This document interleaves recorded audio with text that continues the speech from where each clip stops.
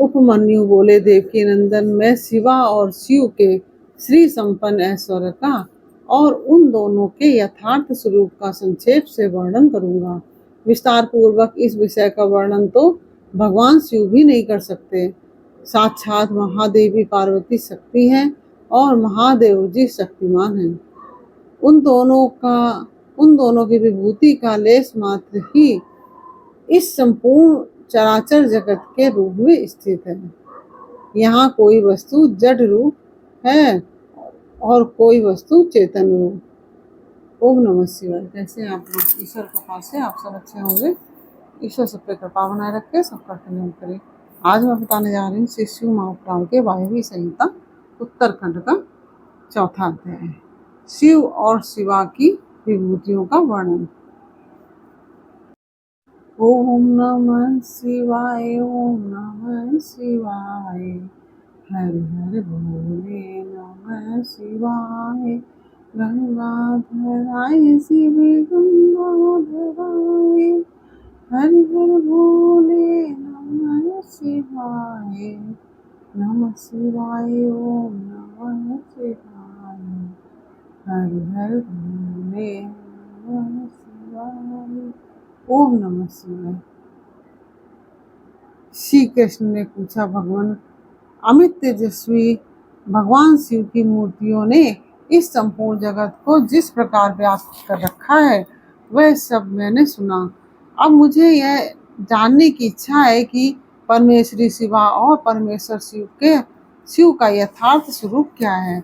उन दोनों ने स्त्री और पुरुष रूप से इस जगत को किस प्रकार व्याप्त कर रखा है। उपमन्यु बोले, देवकी नंदन, मैं शिवा और शिव के श्री संपन्न ऐश्वर्य का और उन दोनों के यथार्थ स्वरूप का संक्षेप से वर्णन करूंगा।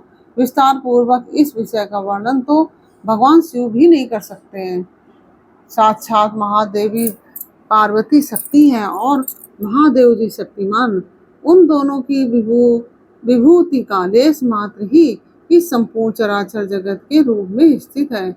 यहाँ कोई वस्तु जड़ रूप है तो कोई वस्तु चेतन रूप। वे दोनों क्रमशः शुद्ध, अशुद्ध तथा पर और अपर कहे गए हैं। जो चिन्ह मंडल जड़ मंडल के साथ संयुक्त हो संसार में भटक रहा है वही अशुद्ध और अपर कहा गया है। उससे भिन्न जो जड़ के बंधन से मुक्त है वह पर और शुद्ध कहा गया है। अपर और पर चिद स्वरूप है।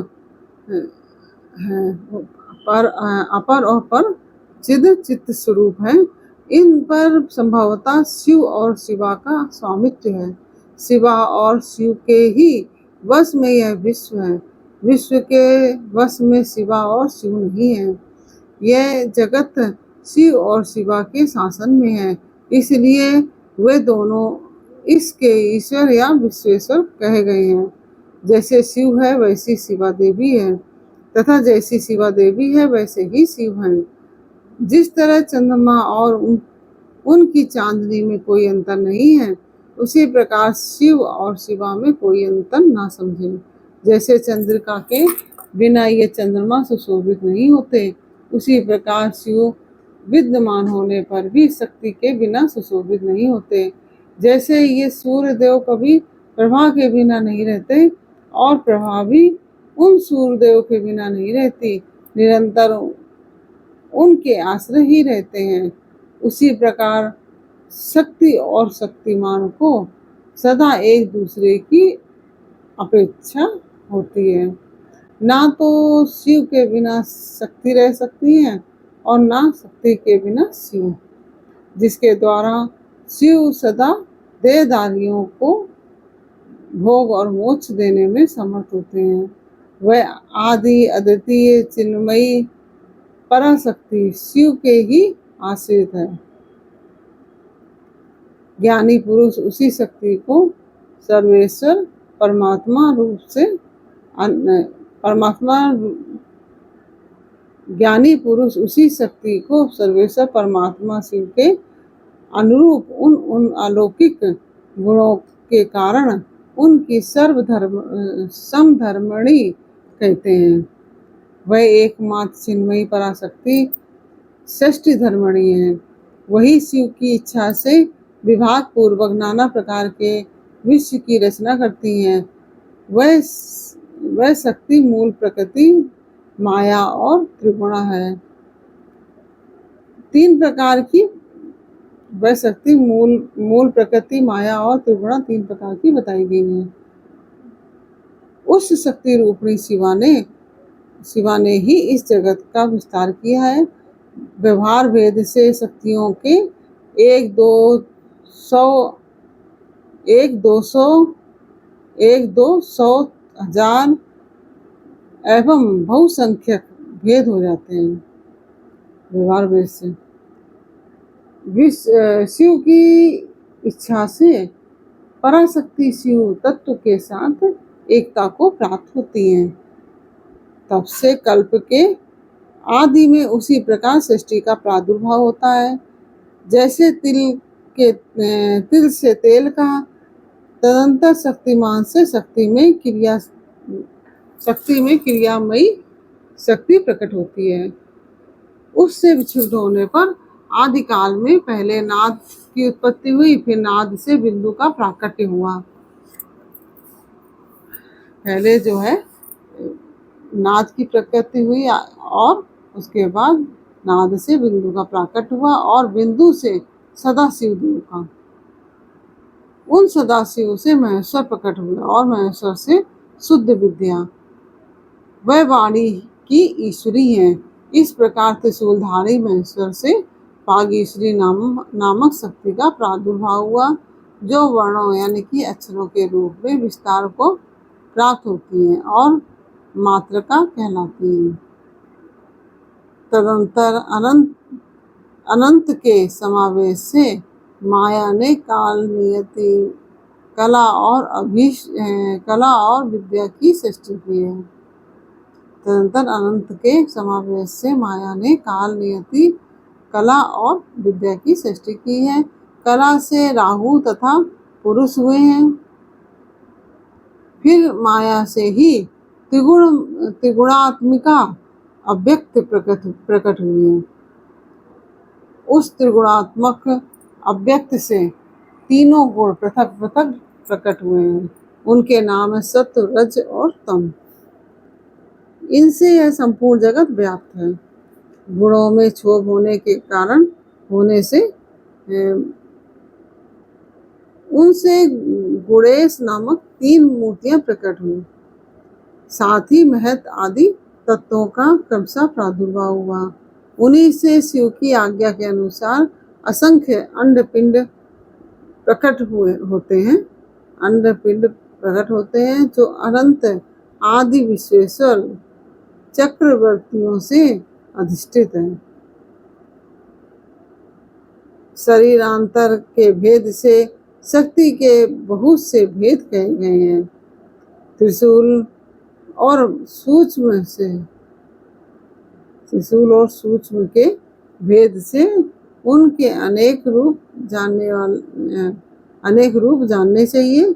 रुद्र की शक्ति रौद्री, विष्णु की शक्ति वैष्णवी, ब्रह्मा की शक्ति ब्रह्माणी और इंद्र की इंद्राणी कहलाती है।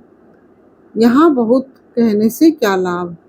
जिसे विश्व कहा गया है और उसी प्रकार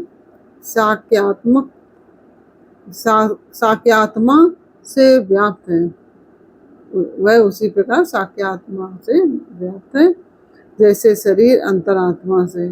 अतः संपूर्ण स्थावर जंगात्मक जगत शक्तिमय है। संपूर्ण स्थावर जंगम रूप जगत शक्तिमय है। यह पराशक्ति परमात्मा शिव की कला कही गई है। इस तरह यह पराशक्ति ईश्वर की इच्छा के अनुसार चलकर चराचर जगत की सृष्टि करती है, ऐसा विज्ञ पुरुषों का निश्चय है। ज्ञान, क्रिया और इच्छा अपनी इन तीन शक्तियों द्वारा शक्तिमान ईश्वर सदा संपूर्ण विश्व को व्याप्त करके स्थित होते हैं। यह इस प्रकार हो और यह इस प्रकार न हो, और इस तरह कार्यों का नियमन करने वाली महेश्वर की इच्छा शक्ति नित्य है। उनकी जो ज्ञान शक्ति है वह बुद्धि रूप होकर कार्य कारण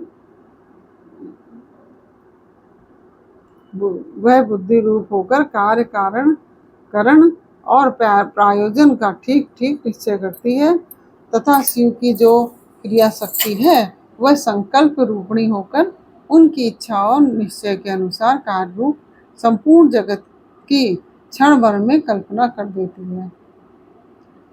इस प्रकार तीनों शक्तियों से जगत का उत्थान होता है। प्रसव धर्म वाली जो शक्ति है वह पराशर शक्ति से प्रेरित होकर ही संपूर्ण जगत की सृष्टि करती है। इस तरह शक्तियों के संयोग से शिव शक्तिमान कहलाते हैं। शक्ति और शक्तिमान से प्रकट होने के कारण वह यह जगत शाक्त और शैव कहा गया है। शाक्त और शैव कहा गया है। जैसे माता पिता के बिना पुत्र का जन्म नहीं होता, उसी प्रकार भव और भवानी के बिना इस चराचर जगत की उत्पत्ति नहीं होती। स्त्री और पुरुष रूप से प्रकट हुआ जगत स्त्री और पुरुष रूप ही है।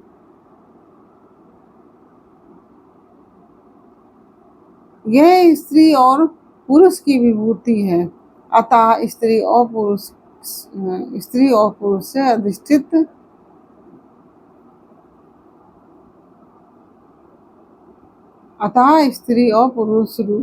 पुरुष से अधिष्ठित है।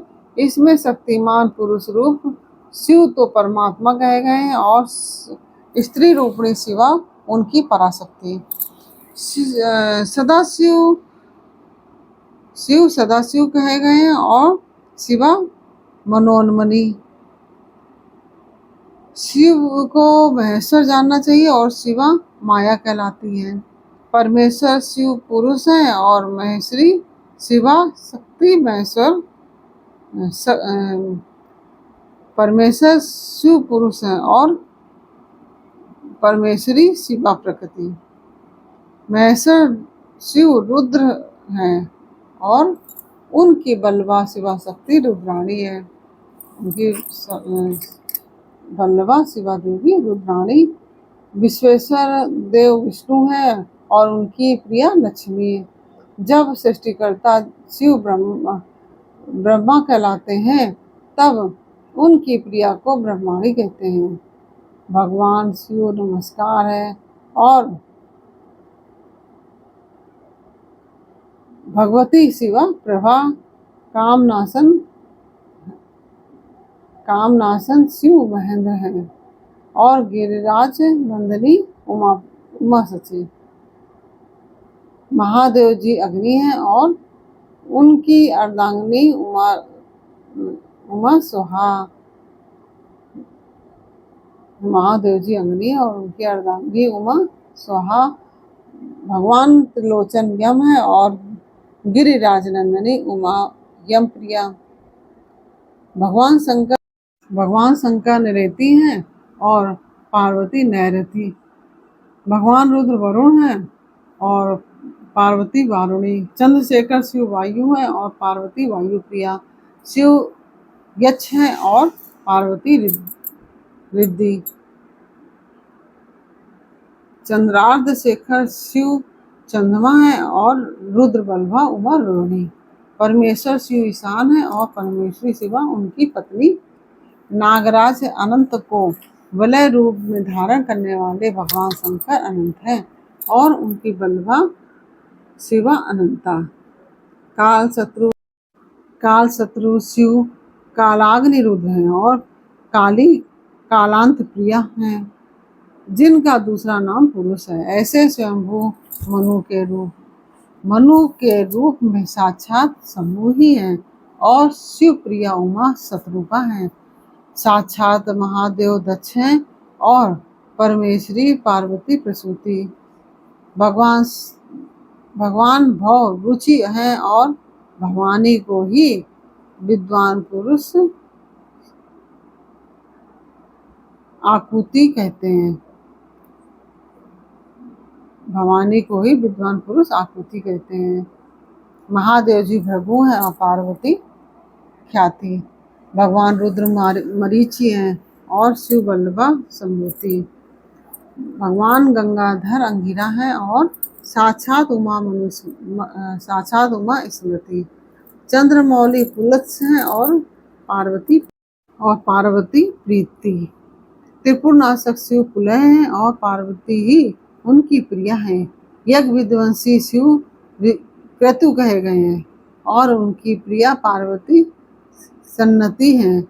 भगवान शिव अत्रि हैं और साक्षात उमा अनसुईया। कालहंता शिव कश्यप हैं और महर्षि उमा देवमाता अदिति। कामनाशन शिव वशिष्ठ हैं और साक्षात देवी पार्वती अरुंधति। भगवान शंकर ही संसार के सारे पुरुष हैं और महेश्वरी शिवा की सारे पैसे शिवा ही संपूर्ण स्त्रियां। अतः सभी स्त्री पुरुष उन्हीं की विभूतियां हैं। भगवान शिव विषयी हैं और परमेश्वरी उमा विषय। जो कुछ सुनने में आता है वह सब उमा का रूप है और श्रोता साक्षात भगवान शंकर हैं।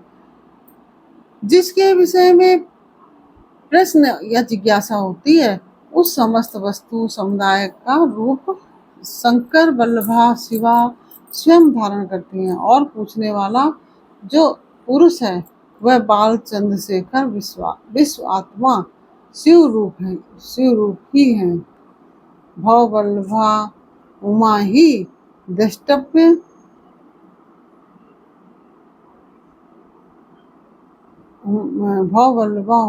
द्रष्टव्य वस्तुओं का रूप धारण करती हैं और दृष्टा पुरुष के रूप में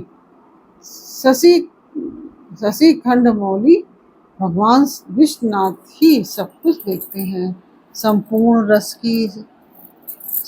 रस की राशि महादेवी हैं और उस रस का आस्वादन करने वाले मंगलमय महादेव हैं। प्रेम समूह पार्वती हैं और प्रियतम विषभोजी शिव हैं। देवी महेश्वरी सदा मंतव्य वस्तुओं का स्वरूप धारण करती हैं और विश्व आत्मा महेश्वर महादेव उन वस्तुओं के मनता यानी कि मनन करने वाले हैं। भव वल्लभा पार्वती बौद्धव्य यानी कि जानने योग्य हैं। वस्तुओं का स्वरूप धारण करती हैं और शशि शेखर भगवान महादेव ही उन वस्तुओं के ज्ञाता हैं। सामर्थ्यशाली भगवान पिनाकी संपूर्ण प्राणियों के प्राण हैं और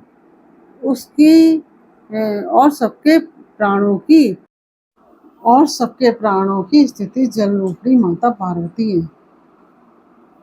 त्रिपुरांतक पशुपति की प्राण वल्लभा पार्वती देवी जब क्षेत्र का स्वरूप धारण करती हैं तब काल के भी भगवान महाकाल क्षेत्र रूप में स्थित होते हैं। त्रिशूलधारी महादेव जी दिन है तो शूलपाणी प्रिया पार्वती रात्रि काल। कल्याणकारी महादेव जी आकाश हैं और शंकर प्रिया पार्वती पृथ्वी।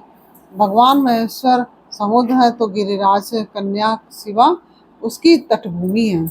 वृषभध्वज महादेव वृक्ष है तो विश्वेश्वर प्रिया उमा उस पर फैलने वाली लता है। भगवान त्रिपुरनाशक महादेव संपूर्ण पुल्लिंग रूप को स्वयं धारण करते हैं और महादेव मनोरमा देवी शिवा सारा स्त्रीलिंग रूप धारण करती हैं। शिव बल्लभा शिवा समस्त शब्द जाल का रूप धारण करती हैं और बालेंदु शेखर शिव संपूर्ण अर्थ का। जिस पदार्थ की जो शक्ति कही गई है वह शक्ति तो विश्वेश्वरी देवी शिवा है और वह सारा पदार्थ साक्षात महेश्वर है, जो सबसे परे है, जो विचित्र है, जो पूर्णमय है तथा जो मंगल रूप है। उस वस्तु को महाभाग महात्माओं ने उन्हीं दोनों शिव पार्वती के तेज से विस्तार को प्राप्त ही बताया है। पार्वती के तेज से विस्तार ही प्राप्त ही बताया है। जैसे जलते हुए दीपक की शिखा समूचे घर को प्रकाशित करती है, उसी प्रकार शिव पार्वती का यह तेज व्याप्त होकर संपूर्ण जगत को प्रकाश दे रहा है। ये दोनों शिवा और शिव सर्व रूप हैं, सबका कल्याण करने वाले हैं। अतः सदा ही इन दोनों का पूजन, नमन और चिंतन करना चाहिए। श्री कृष्ण, आज मैंने तुम्हारे समक्ष अपनी बुद्धि के अनुसार परमेश्वर शिवा और शिव के यथार्थ स्वरूप का वर्णन किया है, परंतु ईयत्ता पूर्वक नहीं। अर्थात इस वर्णन से यह नहीं मान लेना चाहिए कि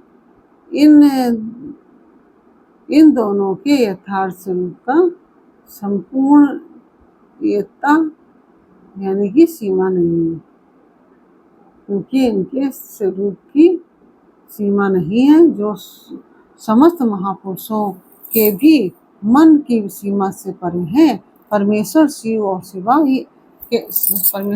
शिवा के उस यथार्थ स्वरूप का वर्णन कैसे किया जा सकता है, जिन्होंने अपने चित्त को महेश्वर के चरणों में अर्पित कर दिया है तथा जो उनके अनन्य भक्त हैं, उनके ही मन में वे आते हैं और उन्हीं की बुद्धि में आरूढ़ होते हैं। दूसरों की बुद्धि में वे आरूढ़ नहीं होते। यहाँ मैंने जिस विभूति का वर्णन किया है वह प्राकृत है, इसलिए अपरा मानी जाती है। इससे भिन्न जो अप्राकृत एवं परा विभूति है वह गुह है, और गुह रहस्य को जानने वाले पुरुष ही उन्हें जानते हैं। परमेश्वर की यह अप्राकृत परा विभूति वह है जहाँ से मन और इंद्रियों सहित वाणी लौट आती है। परमेश्वर की वही विभूति यहाँ परम धाम है, वही यहाँ परम गति है और वही यहाँ पराकाष्ठा है। जो अपने श्वास और इंद्रियों पर विजय पा चुके हैं, वे योगी जन ही उसे पाने का प्रयत्न करते हैं। शिवा और शिव की यह विभूति संसार रूपी विषधर सांप के डसने से मृत्यु के अधीन हुए मानवों के लिए संजीवनी औषधि है। इसे जानने वाला पुरुष किसी से भी भयभीत नहीं होता।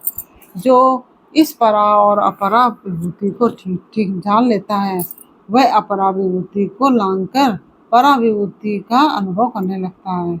श्री कृष्ण, यह तुमसे परमात्मा शिव और पार्वती के यथार्थ स्वरूप का गोपनीय होने पर भी वर्णन किया गया है, क्योंकि तुम भगवान शिव की भक्ति के योग हो। जो शिष्य ना हो, शिव के उपासक ना हो और भक्त भी ना हो, ऐसे लोगों को कभी शिव पार्वती की इस विभूति का उपदेश नहीं देना चाहिए। यह वेद की आज्ञा है। अतः अत्यंत कल्याण में श्री कृष्ण, तुम दूसरों को इसका उपदेश न देना। अतः अत्यंत कल्याण में श्री कृष्ण, तुम दूसरों को इसका उपदेश न देना। जो तुम्हारे जैसे योग पुरुष हो उन्हीं से कहना, अन्यथा मौन ही रहना। जो भीतर से पवित्र शिव का भक्त और अविनाशी जो भीतर से पवित्र शिव का भक्त और विश्वासी हो, वह यदि इसका कीर्तन कर ले तो मनवांछित फल का भागी होता है। यदि पहले के प्रबल प्रतिबंधन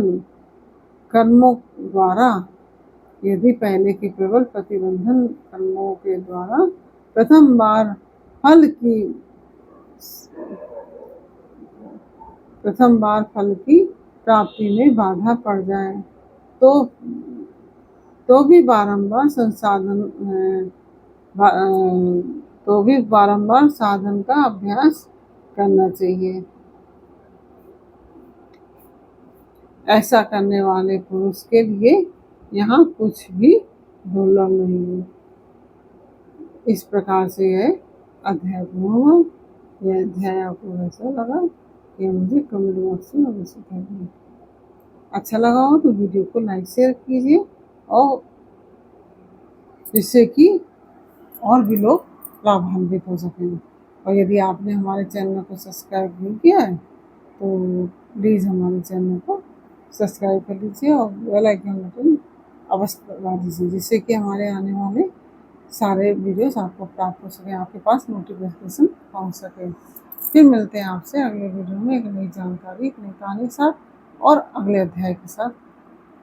तब तक के लिए ओम नमः शिवाय। राधे राधे।